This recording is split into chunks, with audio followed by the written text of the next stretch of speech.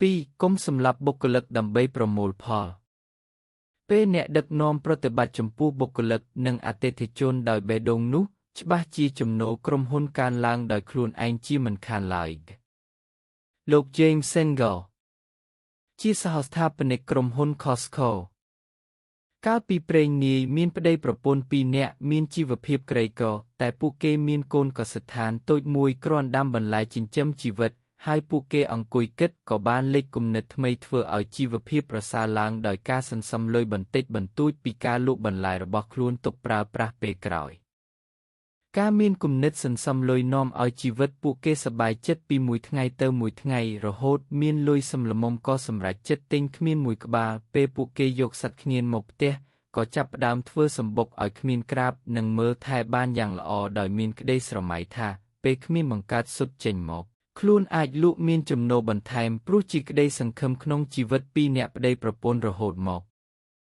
នៅពេលព្រះអាទិត្យចាប់ផ្ដើមរះប្តីបានមកមើលកាងៀនជាទីស្រឡាញ់ក៏ប្រទះឃើញសុទ្ធមួយមានពន្លឺពណ៌មាសគាត់មានការភ្ញាក់ផ្អើលជាខ្លាំងបុរសក៏បានគិតថាមានអ្នកណាចង់មកលេងជាមួយខ្លួនហើយមើលទៅហើយអារម្មណ៍មួយទៀតថាសុទ្ធនេះមិនមែនមាសទេប៉ុន្តែដើម្បីឲ្យអស់ចិត្តគាត់បានធ្វើដំណើរទៅផ្សារឲ្យជាងមាសគេវិតម្លៃថាតើសុទ្ធកាងៀននេះជាសុទ្ធមាសមែនឬក៏មិនមែនបន្ទាប់ពីជាងមាសបានពិនិត្យពងនេះរួចបានប្រាប់ថានេះជាសុទ្ធមាសពិតប្រាកដមែនប្តីប្រពន្ធសប្បាយចិត្តខ្លាំងណាស់ហើយសត្វគ្មានមួយក្បាលនេះបានផលិតសុទ្ធចេញជាសុទ្ធមាសមួយថ្ងៃមួយគ្រាប់ជារៀងរាល់ថ្ងៃបានធ្វើឲ្យពួកគេបានក្លាយជាអ្នកមានទ្រព្យសម្បត្តិយ៉ាងស្តុកស្ដម្ភការមើលថែរក្សាគ្មានដោយយកចិត្តទុកដាក់នាំឲ្យប្តីប្រពន្ធមានអំណាចក្នុងការផលិតទ្រព្យសម្បត្តិសម្បូរបែប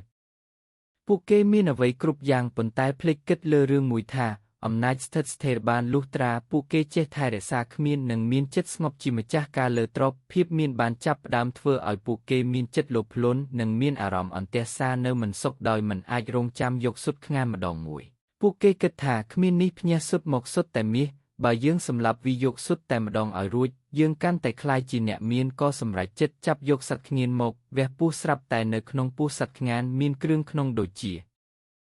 សត្វខ្ញៀនផ្សេងចឹងដែរពេលបានឃើញបែបនេះជីវិតប្តីប្រពន្ធទាំងពីរនាក់មានការខកចិត្តយ៉ាងខ្លាំងនិងលែងបានសុទ្ធបន្តទៀតរឿងនេះមានអាយុកាលរាប់ពាន់ឆ្នាំមកហើយនិពន្ធដោយទស្សនវិទូអ៊ីសុបវានៅតែឆ្លុះបញ្ចាំងពីរបៀបក្នុងការរស់នៅជីវិតគ្រួសារជីវិតក្នុងការងារនិងការដឹកនាំឲ្យមានតុល្យភាពកសិករពីរនាក់ប្តីប្រពន្ធមានគំនិតល្អចេះសន្សំលុយទិញខ្ងានប៉ុន្តែដោយសារតែចិត្តលោភលន់ខ្លាំងរហូតភ្លេចគោលការណ៍តុល្យភាពថារក្សាគ្មានដូចជារក្សាសុទ្ធអ្នកដឹកនាំរក្សាបុគ្គលិកដូចជាអតិថិជននិងចំណូល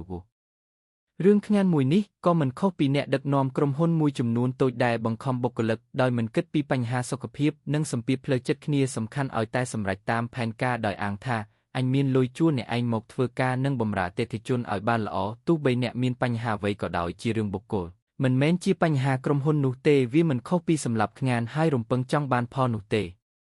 ហើយអាចជួលខ្លួនប្រានគេមកធ្វើការប៉ុន្តែអ្នកមិនអ្នកមានលុយពិតមែនអាចជួលបេះដូងនិងភាពស្មោះត្រង់ឲ្យពួកគេធ្វើការងារអស់ពីសមត្ថភាពបានទេអ្នកដឹកនាំអាត្មានិយមបែបនេះបុគ្គលិកគោរពក្នុងរូបភាពខាងក្រៅប៉ុណ្ណោះចំណែកខាងក្នុងចិត្តវិញពួកគេមិនឲ្យតម្លៃមិនគោរពនិងគ្មានអំណាចទេបើអ្នកដឹកនាំមិនផ្ដល់គុណតម្លៃឲ្យបុគ្គលិកអ្នកក៏គ្មានអំណាចលើពួកគេដែរ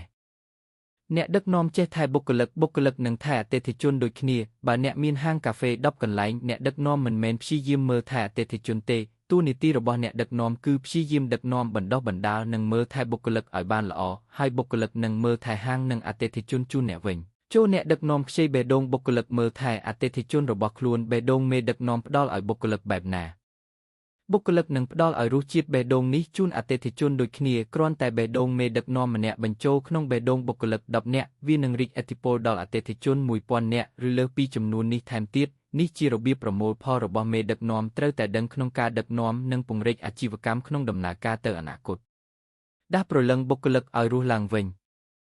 ខ្ញុំមានកំហុសមួយយ៉ាងធំក្នុងការដឹកនាំបុគ្គលិកនៅចាប់ក្រហមខ្ញុំដាក់គោលការណ៍មួយដែលជាឥទ្ធិពលដល់សម្ពាធផ្លូវចិត្តនិងប្រសិទ្ធភាពការងារធ្លាក់ចុះគឺច្បាប់ប្រកួតជាមួយនឹងក្រុមហ៊ុនខ្ញុំគិតថាពេលពួកគាត់ភ័យខ្លាចច្បាស់ជាខំផលិតការងារបានល្អហើយគោលការណ៍មួយនេះនាំបុគ្គលិកចេះសហការគ្នាក្នុងក្រុមប៉ុន្តែអ្វីវាខុសពីការគិតរបស់ខ្ញុំទាំងស្រុងមកពីខ្ញុំចង់បានផលតែភ្លេចរក្សាបុគ្គលិកទៅវិញ